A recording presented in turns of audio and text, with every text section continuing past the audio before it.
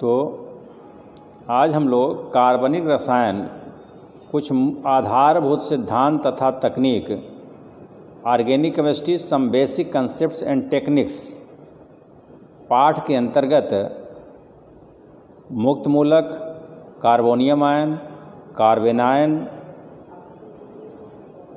आक्रमणकारी अभिकर्मक, attacking agents आदि के बारे में हम लोग अध्ययन करेंगे।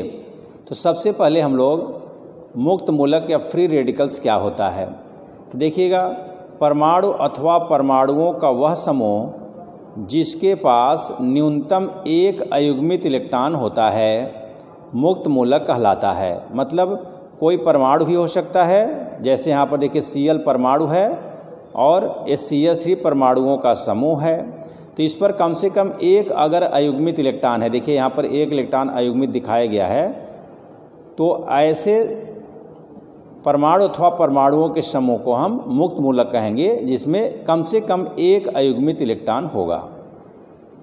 ठीक है, जैसे अब इसको Cl पर एक आपका अयुग्मित इलेक्ट्रॉन है तो इसको पढ़ते हैं क्लोरीन मुक्त मूलक, मेथिल मुक्त मूलक, ब्रोमीन मुक्त मूलक, आइसोप्रोपिल, यहाँ पर आइसोप्रोपिल मुक्त मूलक। ठीक है, तो अब ये मुक्त मूलक की कुछ विशेषताएं हैं या कुछ लक्षण है, उसको हम लोग देखेंगे। मुक्त मूलक का निर्माण समविदलन के फलस्वरूप होता है।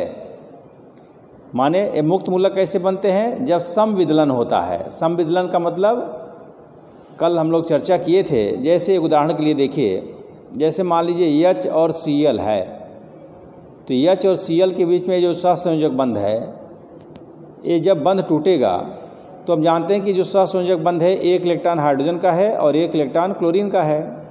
तो जब यह बंध टूटेगा और क्लोरीन मान लीजिए बंध यहाँ से टूटा और क्लोरीन अपना इलेक्ट्रॉन लेकर के चल दिया और हाइड्रोजन अपना इलेक्ट्रॉन लेकर के अलग हो गया, तो उसको हम क्या कहेंगे? इसको कहते हैं हम समविदलन। मतलब बंध इस प्रकार से टूटेगा कि साझे के जो इलेक्ट्रॉन हैं प्रत्येक परमाणु अपना अपना इलेक्ट्रॉन लेकर के अलग हो जाएंगे। तो क्लोरीन अपना इलेक्ट्रॉन लेकर के अलग हो जाएगा और हाइड्रोजन अपना इलेक्ट्रॉन लेकर के अलग हो जाएगा। तो देखिए हाइड्रोजन पर एक इलेक्ट्रॉन हो जाएगा और क्लोरीन पर भी एक इलेक्ट्रॉन यहाँ पर हो जाएगा, है कि नहीं? तो इसको क्या कहते हैं? बंधों के इस प्रकार के विदलन को कहते हैं समविदलन, और समविदलन के फलस्वरूप एक मुक्त मूलक बनेगा। जैसे हाइड्रोजन मुक्त मूलक, क्लोरीन मुक्त मूलक बन गया। तो अब इसकी विशेषताएँ क्या हैं देखिएगा। पहला है, मुक्त मूलक का निर्माण समविदलन के फलस्वरूप होता है। जैसे भी बताया गया कि समविदलन किस प्रकार से होता है, तो समविदलन जब होगा तब मुक्त मूलक का निर्माण होगा। दूसरा है, अयुग्मित इलेक्ट्रॉन के कारण ये अनुचुंबकीय होते हैं। देखिए एक अयुग्मित इलेक्ट्रॉन है दोनों पर, तो अयुग्मित इलेक्ट्रॉन होने के कारण ये जो आपके मुक्त मूलक होंगे वो क्या होंगे? अनुचुंबकीय होंगे। अनुचुंबकीय का मतलब ये होता है कि चुंबकीय क्षेत्र में यह क्या होगा? आकर्षित होगा। किसके कारण? इसमें अयुग्मित इलेक्ट्रॉन के कारण। तो जो मुक्त मूलक होते हैं उसमें अयुग्मित इलेक्ट्रॉन होते हैं और उसी के कारण जो है ये अनुचुंबकीय होते हैं, अर्थात चुंबकीय क्षेत्र में ये आकर्षित होते हैं। अगला पॉइंट है, मुक्त मूलक अत्यधिक क्रियाशील होते हैं। क्यों अत्यधिक क्रियाशील होते हैं? क्योंकि इसमें अयुग्मित इलेक्ट्रॉन है। अब ये कोई भी हम जानते हैं कि परमाणु अणु कोई भी हो, जब युग्मित इलेक्ट्रॉन होता है तब वो स्थायी होता है। अब हाइड्रोजन के पास केवल एक ही इलेक्ट्रॉन है। अब एक इलेक्ट्रॉन है तो हम जानते हैं कि हाइड्रोजन को अपने अंतिम कोष माने पहला कोष पूर्ण करने के लिए उसमें जो है 2 इलेक्ट्रॉन होना चाहिए। तो 2 इलेक्ट्रॉन उसको करने के लिए एक इलेक्ट्रॉन इसके पास है, एक इलेक्ट्रॉन जो है किसी से या तो लेगा या तो एक इलेक्ट्रॉन का साझा करेगा, तभी तो एक अपने अंतिम कोष को पूर्ण कर पाएगा। इसलिए कह सकते हैं कि जो मुक्त मूलक होगा वो दूसरे से अभिक्रिया कर सकता है, और दूसरे से अभिक्रिया करने के कारण हम कह सकते हैं कि ये जो मुक्त मूलक होते हैं अत्यधिक क्रियाशील होते हैं। और ये जो मुक्त मूलक होता है वो कब बनता है? जब जो रासायनिक अभिक्रिया होती है, जब गैसीय अवस्था में अभिकारक के अणु होते हैं। मतलब गैसीय प्रवस्था के लिए जब रासायनिक अभिक्रिया होती है तब ये मुक्त मूलक का निर्माण होता है। जैसे हाइड्रोजन क्लोराइड देखिए गैस है, इसका जब इसका समविदलन होगा तो हाइड्रोजन मुक्त मूलक और क्लोरीन मुक्त मूलक बनेगा। और जो मुक्त मूलकों के स्थायित्व का क्रम क्या होता है? जैसे मुक्त मूलक होगा तो कौन ज़्यादा स्थायी होगा, कौन कम स्थायी होगा। ठीक है, तो यहाँ पर देखेंगे ये आपका तृतीयक, ये कह सकते हैं कार्बन मुक्त मूलक है, ये द्वितीयक कार्बन मुक्त मूलक है, ये आपका जो है प्राथमिक मुक्त मूलक है, और ये आपका मेथिल मुक्त मूलक है। तो ये कह सकते हैं कि ये ज़्यादा स्थायी क्यों है। अब देखिए ज़्यादा स्थायी क्यों है, अगर मान लीजिए इसके पास अयुग्मित इलेक्ट्रॉन है तो ये दूसरे के साथ तुरंत अभिक्रिया कर सकता है, लेकिन इस कार्बन से अगर एल्किल समूह जुड़ा हुआ है तो हम जानते हैं ना कि एल्किल समूह जो होते हैं वह इलेक्ट्रॉन डोनेटिंग ग्रुप होते हैं या इलेक्ट्रॉन प्रतिकर्षी समूह होते हैं। तो जब ये एल्किल समूह कार्बन को इलेक्ट्रॉन देंगे तो अब यहाँ पर धीरे धीरे जो इलेक्ट्रॉन की कमी थी इसके पास, कार्बन के पास जो इलेक्ट्रॉन की कमी थी वो कमी पूरा हो जाएगा, और जब कमी पूरा हो जाएगा तो दूसरे के साथ अभिक्रिया नहीं करेगा, और दूसरे के साथ अभिक्रिया नहीं करेगा तो हम कहेंगे कि ये ज़्यादा स्थायी है। तो यहाँ पर देखिए 3 एल्किल समूह दे रहे थे कार्बन को इलेक्ट्रॉन, यहाँ पर 2 ही एल्किल समूह दे रहे हैं, इसलिए यह जो है कम स्थायी होगा इसकी अपेक्षा। यहाँ पर केवल एक ही एल्किल समूह दे रहा है, इसलिए जो है इसकी अपेक्षा ये कम स्थायी होगा। और CH3 को में कार्बन को कोई इलेक्ट्रॉन नहीं दे रहा है, इसलिए ये जो है सबसे कम स्थायी होगा। और जो सबसे कम स्थायी होता है वह सबसे अधिक क्रियाशील होता है। तो हम कहेंगे सबसे क्रियाशीलता अधिक किसका होगा, मेथिल मुक्त मूलक का, और सबसे कम किसका होगा, ये तृतीयक जो कार्बन आपका मुक्त मूलक है इसकी क्रियाशीलता जो है सबसे कम होगी। अस्थायी तो ज़्यादा होगा, क्रियाशीलता कम होगी। अगला हम लोग देखेंगे कार्बोनियम आयन या कार्बोधनायन। अब कार्बोनियम आयन क्या होता है, जानते हैं कि अगर कोई मान लीजिए धन आवेश है और धन आवेश अगर कार्बन परमाणु पर है तो उस आयन को हम जो है कार्बोनियम आयन या कार्बोधनायन कहेंगे। ठीक है, जैसे आपका CH3, देखिए CH3 है, कार्बन पर धन आवेश आ गया, CH3 CH2 कार्बन पर धन आवेश आ गया। तो ऐसा आयन जिसमें कार्बन परमाणु पर धन आवेश होता है उसे हम कहते हैं कार्बोनियम आयन या कार्बोधनायन। जैसे यहाँ पर methyl carbonium ion, ethyl carbonium ion. अभी ये कार्बोनियम आयन की जो विशेषताएं होती हैं या उसके लक्षण हैं वो क्या हैं, इसको हम लोग थोड़ा सा देखेंगे। देखिए कार्बोनियम आयन विषम विदलन के फलस्वरूप बनते हैं। अब विषम विदलन क्या होता है, जैसे यहाँ पर एक उदाहरण देखेंगे। मान लिया जाए कि जैसे मान लीजिए CH3 और ये आपका Cl है। अब मान लीजिए ये रासायनिक अभिक्रिया में अगर भाग ले रहा है तो ये जो कार्बन और क्लोरीन के बीच में बंध है ये बंध टूटेगा। तो बंध इस प्रकार से टूटेगा कि जो साझे के दोनों इलेक्ट्रॉन हैं एक ही परमाणु लेकर के अलग हो जाएगा। देखिए जो बंध बना था, एक इलेक्ट्रॉन जो है एक कार्बन का था और दूसरा इलेक्ट्रॉन जो है एक क्लोरीन का था। लेकिन जब बंध टूटेगा तो दोनों इलेक्ट्रॉन, साझे के जो दोनों इलेक्ट्रॉन हैं एक ही परमाणु लेकर के जब अलग हो जाएगा तो जब देखिए क्लोरीन अगर लेकर के अलग हो जाएगा तो क्लोरीन पर क्या हो जाएगा, ऋण आवेश हो जाएगा, और कार्बन पर क्या हो जाएगा, धन आवेश हो जाएगा। तो हम कहेंगे कि कह सकते हैं ना कि यहाँ पर कार्बोनियम आयन का निर्माण हो गया।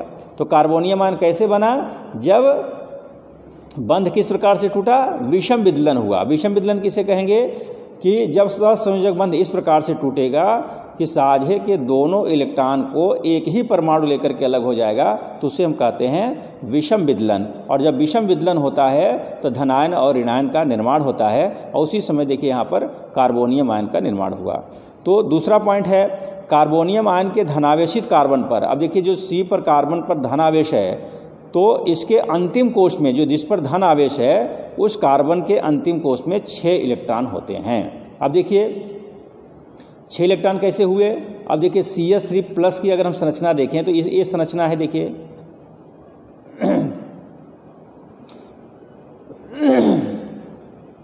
देखिए कार्बन के अंतिम कोष में क्या था, कार्बन के अंतिम कोष में 4 इलेक्ट्रॉन था, 1 इलेक्ट्रॉन यहाँ साझा किया, 1 इलेक्ट्रॉन यहाँ साझा किया, 1 इलेक्ट्रॉन यहाँ साझा किया, तो 3 इसका इलेक्ट्रॉन, 3 हाइड्रोजन का 3 6 इलेक्ट्रॉन हो गया।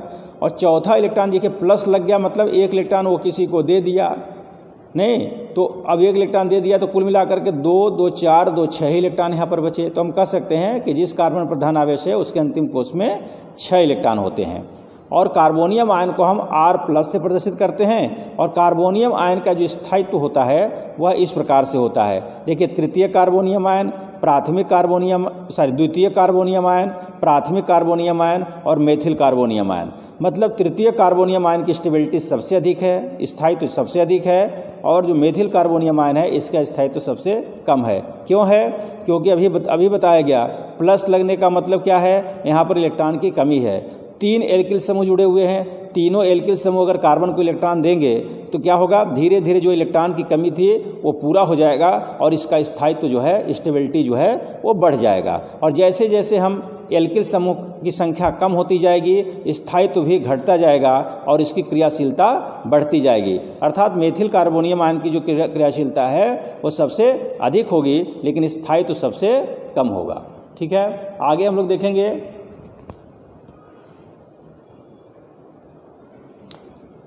देखेंगे। कार्बेनायन या कार्ब ऋणायन। तो जैसे यहाँ भी कार्बोनियम आयन के बारे में बताया गया वैसे आपका एक कार्बेनायन या कार्ब ऋणायन होता है। तो देखिए वे ऋणायन जिनमें ऋणावेश जो है कार्बन परमाणु पर स्थित होता है, वहाँ पर कार्बन पर धन आवेश था तो कार्बोनियम आयन कहा गया था। यहाँ कार्बन पर अगर ऋण आवेश होता है तो उसे हम कार्बेनायन या कार्ब ऋणायन कहते हैं।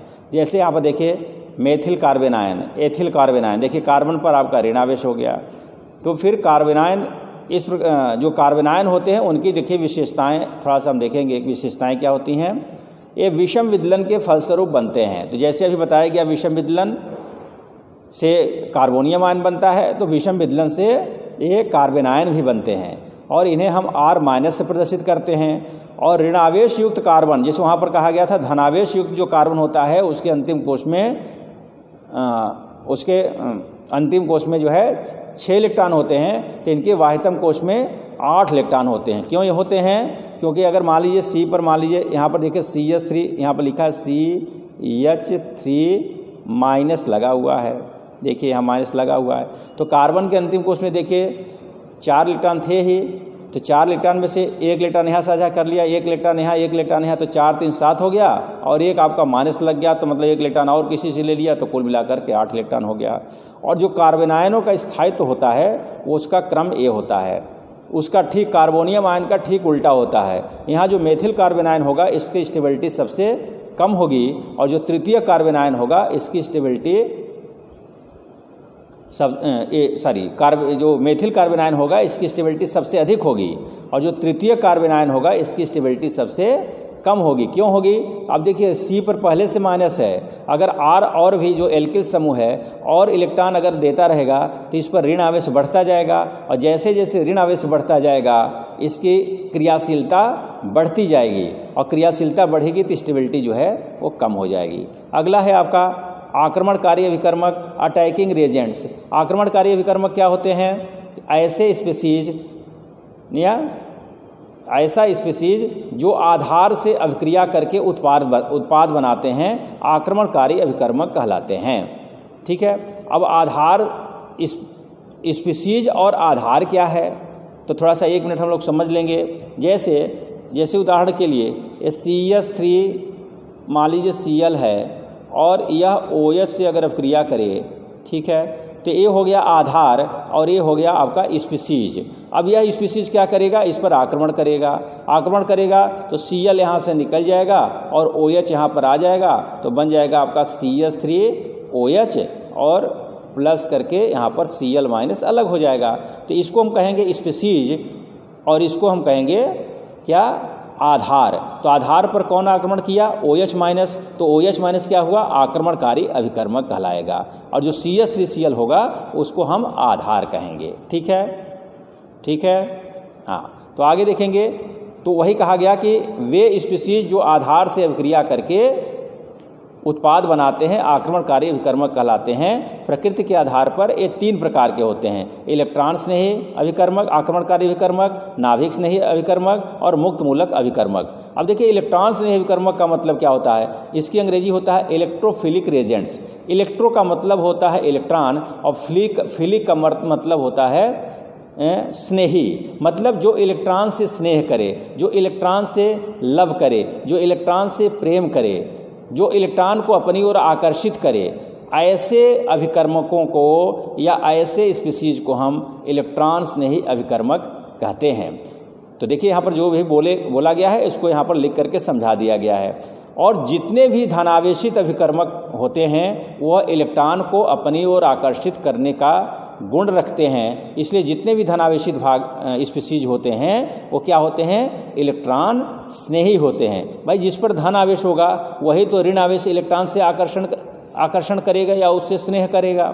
तो जिस पर धन आवेश होता है ये सभी के सभी इलेक्ट्रॉन्स नहीं होते हैं। लेकिन ऐसा नहीं है कि केवल धनावेशित भाग ही इलेक्ट्रॉन्स नहीं होता है, कुछ उदासीन अणु भी होते हैं जो जिसे हम इलेक्ट्रॉन न्यून अणु कहते हैं, मतलब इलेक्ट्रॉन की जिसमें कमी होती है वो भी जो है इलेक्ट्रॉन्स नहीं होते हैं। भाई इलेक्ट्रॉन जिसके पास कम होगा वही तो इलेक्ट्रॉन से स्नेह करेगा, जिसके पास पैसा कम रहेगा उसको पैसे की ज़्यादा आवश्यकता होती है। उसी प्रकार से जिसके पास इलेक्ट्रॉन की कमी है उसे इलेक्ट्रॉन की आवश्यकता अधिक है, अर्थात वह इलेक्ट्रॉन से अधिक स्नेह करेगा। जैसे देखिए BF3 है, बोरान ट्राइफ्लोराइड, एल्युमिनियम क्लोराइड और फेरिक क्लोराइड। अब बोरान ट्राइफ्लोराइड की अगर हम बात करें तो देखिए बोरान ट्राइफ्लोराइड की संरचना इस प्रकार से होती है।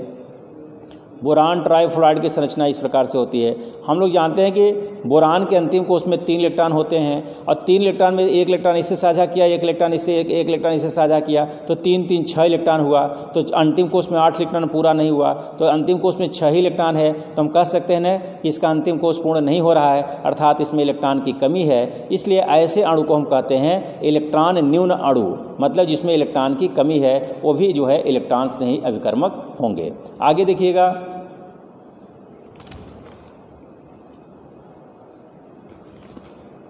बन गया बच्ची क्या काम।